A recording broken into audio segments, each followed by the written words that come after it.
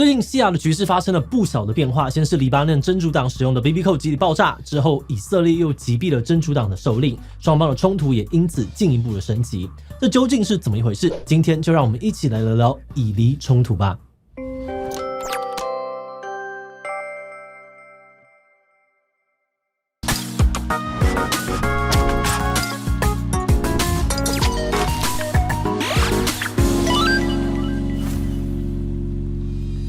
Hello， 大家好，我是志奇。最近短短的2周之内，以色列还有黎巴嫩真主党之间的战况发生了重大的变化。先是在9月17日，黎巴嫩真主党成员所使用的呼叫器同步爆炸，至少11人因此死亡，多达了4000人受伤。而爆炸案发生之后呢，真主党就指控说这是以色列的情报部门还有军方干的。当时也有人预测以色列可能会趁势追击，展开新一轮对于黎巴嫩的攻击。而果不其然爆炸发生1周之后，以色列开始空袭黎巴嫩的多个地区，甚至呢，在9月27日，真主党的领袖纳斯鲁拉呢也遇袭身亡。领袖过世，黎巴嫩真主党内部大受打击，他们扬言会报复以色列。那除了黎巴嫩，一向支持赞助真主党的伊朗也宣布要帮纳斯鲁拉报仇，向以色列发射近200枚的导弹。这闹得沸沸扬扬的以色列与黎巴嫩之间的冲突到底是怎么一回事？两方的战事最近有了什么样的新变化？而真主党领袖纳斯鲁拉的死亡会对于西亚局势产生什么样的影响呢？不过在开始今天讨论之前，先让我们进一段工商服务时间。想制作社群贴文却不知道该如何下手吗？还是常常盲目的找素材，不知道要怎么样搭配元素图才会好看呢？别再烦恼了，现在涉世未深推出了全新视觉风格应用指南，你需要的图文设计基本功都在这里。这堂风格应用设计课将教你掌握设计思维与心法和高效的制图技巧，让你轻松的做出社群喜欢的质感设计。搭配10大设计风格拆解与应用，扩充视觉风格资料库，培养美感基础，解决不会搭配素材的困扰。最后还有社群贴文实战教学，透过实际案例分析，帮助你从0到1建立自己的社群风格哦。现在募资期间，想早鸟价优惠低于6折，马上点资讯栏的连结，了解更多的课程资讯吧。以色列和黎巴嫩真主党已经不是第一次吵得这么凶了，他们双方的矛盾已经存在了几十年，甚至可以追溯到真主党刚建立的时候。1982年，真主党在黎巴嫩成立，他们成立的目的就是为了要消灭以色列。当时以色列为了追击巴勒斯坦解放组织，入侵了黎巴嫩的南部，并且在当地资助并训练名为南黎巴嫩军的黎巴嫩基督教民兵组织，对抗巴解组织。为了反对以色列入侵，有一些黎巴嫩的什叶派穆斯林便成立了真主党对抗以色列，而同为什叶派穆斯林的伊朗政府呢，也向真主党提供大量的资助。之后，以色列与真主党双方多次的互相攻击，例如1992年，真主党总书记阿巴斯·穆萨韦在以色列的空袭当中被炸身亡。之后，真主党对以色列发动多次的报复攻击。最后，在美国与联合国的斡旋之下呢，以色列在2000年从黎巴嫩南部撤军。按理说，双方的冲突应该要告一段落，但以色列撤军之后，真主党呢仍时不时的对以色列进行跨境袭击。结果在2006年，以色列和真主党又爆发了大型冲突。当时真主党袭击以色列边境的军队，以色列方呢多名的人士伤亡，而2名士兵也被真主党绑架。这个导火线点燃了双方之间的大规模冲突。以色列为了报复密集的空袭黎巴嫩境内，并展开了大量的地面攻势。而另外一边的真主党也向以色列的北部发射了数千枚的火箭弹。当时的冲突维持了34天，导致数千人的伤亡。最后也是在联合国的介入之下，双方才停火。而以色列还有真主党呢，都宣称自己是这场冲突的胜利方。可以说，以色列与黎巴嫩真主党之间的冲突由来已久。那最近这1年呢，随着以色列与哈马斯之间的战争扩大，以色列和真主党之间的冲突也再次的升级。2023年的10月，加沙的哈马斯武装组织对以色列发动袭击之后，以色列回击，展开在加沙地带的大规模军事行动。那真主党是哈马斯的盟友，他们支持并声援哈马斯，在黎巴嫩与以色列接壤的边境地带开始发动对于以色列的袭击。之后，以色列还有黎巴嫩真主党双方在边境的地带发生了多次的交火。10月底时呢，随着以色列和哈马斯达成了短暂的停火协议，真主党也暂时停止攻击，但停火仅持续1天，真主党随即呢又向以色列发射火箭弹，导致冲突再度的升级。从此至今呢，双方交火不断哦，战场呢也从边境的地带进一步扩大到了黎巴嫩南部、叙利亚境内以及以色列的北部地区。那在最近2周，以色列突然升级对黎巴嫩真主党的攻击，这让双方的战事产生了很大的变数。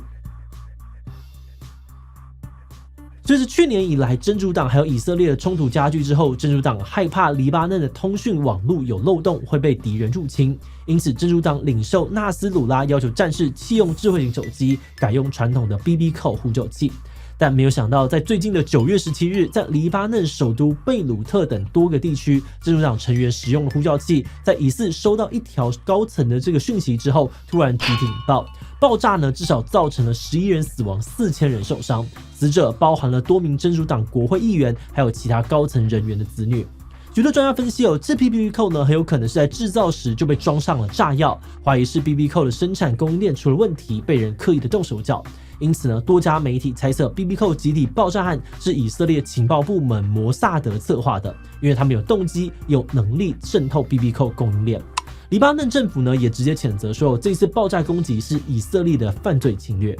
那因为这个样子当时还有许多人预测 BB Call 爆炸案之后，以色列很有可能会趁真主党通讯不顺的时候，趁势追击，进一步的展开攻势。而且也有许多人说，如果爆炸案真的是以色列策划的，那代表他们已经能够充分的掌握到真主党内部的情报，以色列不会放过这个攻击的好时机。那果不其然爆炸后发生不到1周，以色列在黎巴嫩贝鲁特郊区发动了大规模空袭。9月27日，以色列又动用了数十枚重达2000磅的碉堡克星巨型炸弹，轰炸真主党领袖所在地。真主党领袖纳斯鲁拉也因此遇袭身亡。根据一些媒体的报道，纳斯鲁拉的居住地被炸出了巨洞，且由于巨型炸弹的威力太强，领袖的尸身也难以辨认。直到1天之后，纳斯鲁拉才被判定已炸成碎片身亡。那除了真主党领袖，真主党内呢至少有7位的高层，还有多位的高阶将领，也在此次呢以色列的袭击当中丧生。那领袖纳斯鲁拉这个对于真主党来说非常重要的人物过世了，究竟可能会让以色列与黎巴嫩之间的战事产生什么样的变化呢？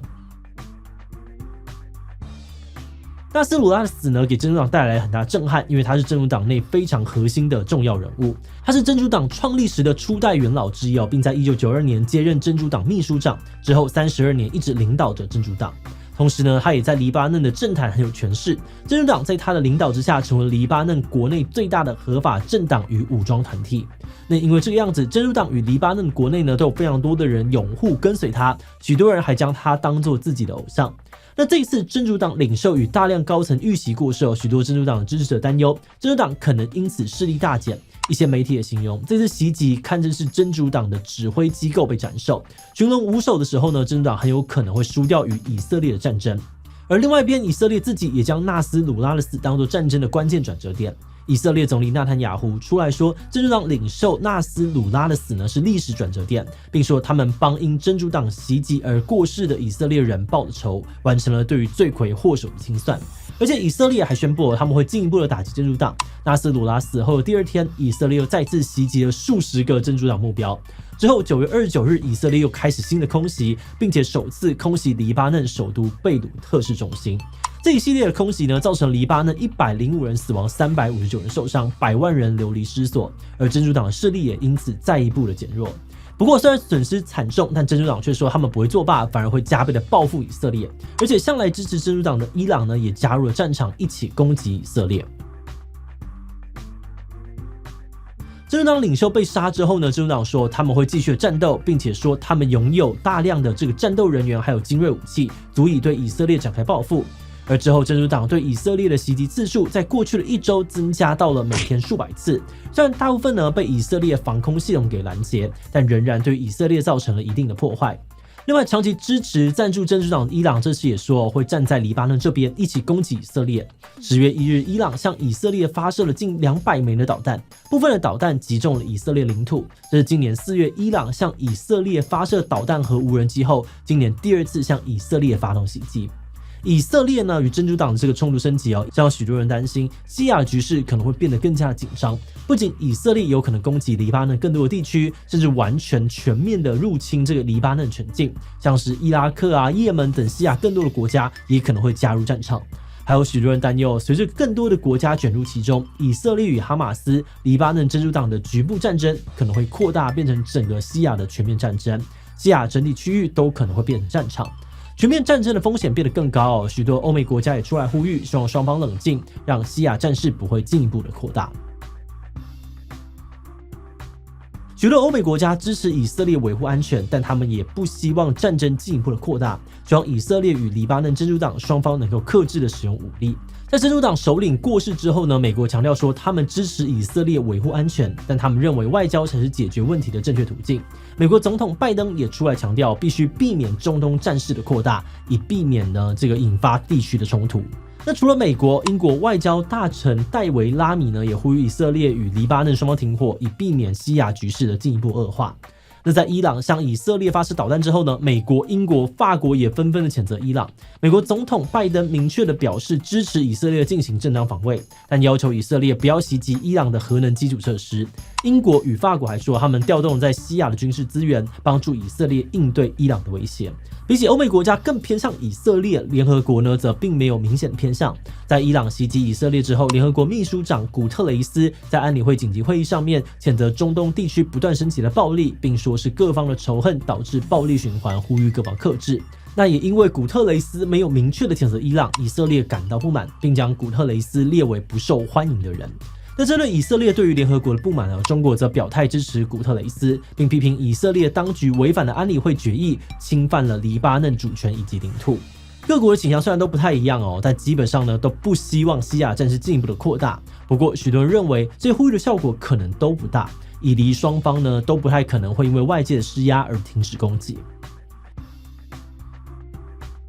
这次了解以色列与黎巴嫩真主党之间的冲突来源脉络，我们对于双方的冲突不断升级感到非常的无奈。这些冲突的背后呢，有着非常复杂的宗教还有历史因素，而这些根源的问题不是能够透过一两次争斗就能够解决的。相反的，一次次的互相攻击，反而让双方积累下更多对于彼此的怨恨，而矛盾也因此变得更深。那怨恨不断的加深之后，我们感觉现在以色列与真主党之间的战争已经不是为了要达成什么具体的目的，而是纯粹变成要报复，似乎一定要让某一方的势力完全消失才会停止。但问题是，不管是哪一方的势力都不太可能完全被消灭，即使像现在真主党的领袖遇刺身亡之后，也还是会有新的继承人，而追随者呢，也可能并不会因此而减少。那因为这个样子双方就会一直陷入不停的攻击、加倍报复、战争不断的恶性循环当中。那这带来最大的恶果呢，就是西亚许多人因此流离失所，甚至生命受到威胁。尤其现在伊朗也加入战场，西亚局势呢可能会变得更加的紧张，可能会有更多的平民的生活受到影响。那么对于这样子的恶性循环感到很无奈，但目前来看呢，其实我们也想不到比较好的解决方案。签停火协议，透过外交手段解决矛盾，或者让联合国进一步的加强介入，这些方法虽然能够减少伤害，暂时的停止战争，但其实这些手段呢，在之前这个以黎冲突时也都有用过。但从一些结果来看呢，他们似乎也只能够维持短期的和平。这些背后积怨已久的矛盾没有解决，一旦出现新的导火线，双方的冲突又很有可能会再次升级。